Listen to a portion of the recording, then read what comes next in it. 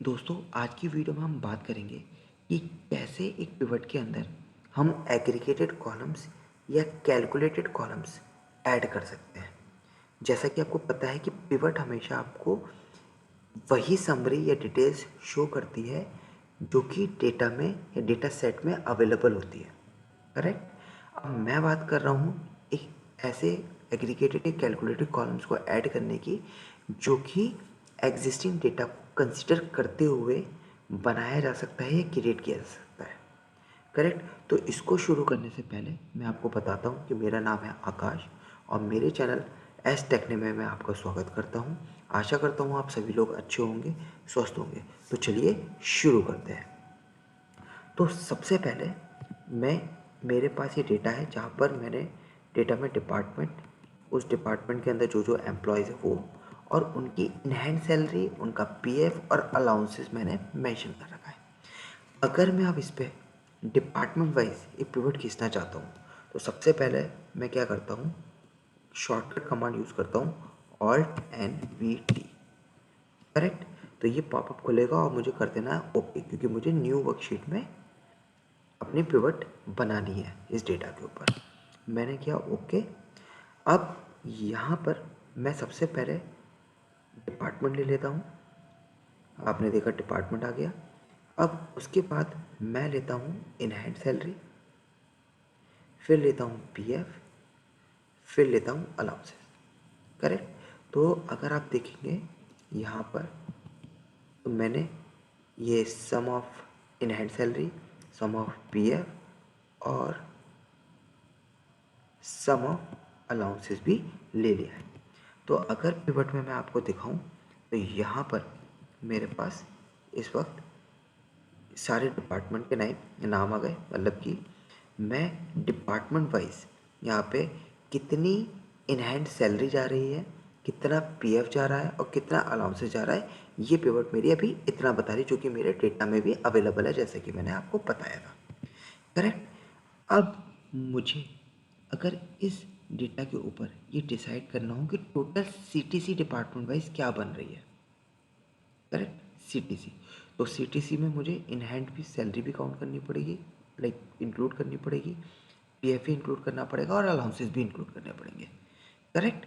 तो उसके लिए मुझे क्या करना पड़ेगा, पिवट के अंदर ये जो मेन्यू बार में पिवट टेबल एनालाइज करके जो हमारा मेन्यू बार है, इसके अंदर जा कर के ये वाला जो ऑप्शन है फील्ड्स, आइटम एंड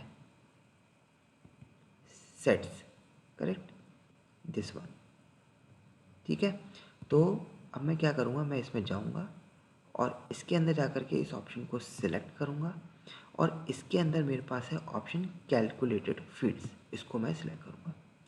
अब यहाँ पर मैं नाम दूंगा कॉलम को सीटीसी, क्योंकि मेरे को वही निकालना है। इसके बाद मैं क्या करता हूँ कि मैं इन हैंड सैलरी, क्योंकि मुझे इन तीनों का टोटल करना है, तो मैं सबसे पहले इन हैंड सैलरी ले लेता हूँ, फिर plus button, I mean like plus का sign, then PF, then plus, then allowances and then insert. तो अगर आप देखेंगे तो मैंने in hand salary, in hand salary, then PF और देन अलाउंसेस, इन तीनों को ऐड करने के लिए यहाँ पे डाल दिया और मैं इसको करता हूँ ओके। तो आप देखेंगे कि मेरे पास एक और कॉलम यहाँ पे ऐड हो गया जो कि सीटीसी नाम का है। अगर आप इसके बाद में मैं बाकी के रिमेनिंग कॉलम्स, यानी कि मुझे सिर्फ और सिर्फ सीटीसी देखना है, इन हैंड सैलरी, पीएफ और अलाउंसेस चाहिए भी नहीं, मैं देखना भी नहीं चाहता अगर इस रिपोर्ट में, तो मैं इनको अनचेक करके हटा सकता हूँ। तो मैंने इन हैंड हटा दिया, मैंने पीएफ हटा दिया, मैंने अलाउंसेस हटा दिया और सीटीसी मेरा एक अलग से यहाँ पे कॉलम बन गया। करेक्ट। ये अब मान लीजिए कि मुझे इन एम्प्लॉयज़ को 5% का बोनस भी देना है इस सीटीसी के ऊपर, तो मैं कैसे करूँगा? तो मैं क्या करूँगा, मैं यहाँ पर पिवट टेबल एनालाइज में जा कर के फिर से अगेन वही ऑप्शन फील्ड आइटम सेट्स का ऑप्शन सिलेक्ट करने के बाद कैलकुलेटेड फील्ड्स वाला ऑप्शन सिलेक्ट करूँगा। उसके बाद मैं यहाँ पे नाम देता हूँ इसको बोनस और यहाँ पे मुझे सिलेक्ट करना है CTC, जो मैंने फॉर्मूला अभी क्रिएट किया था, फॉर्मूला फील्ड, और इसको मैं निकालता हूँ इसका 5% बोनस। करेक्ट। जैसे ही मैंने इसको ओके किया तो आप देखेंगे कि मेरे पास 5% जो है बोनस भी यहाँ पे अवेलेबल हो गया। ठीक है।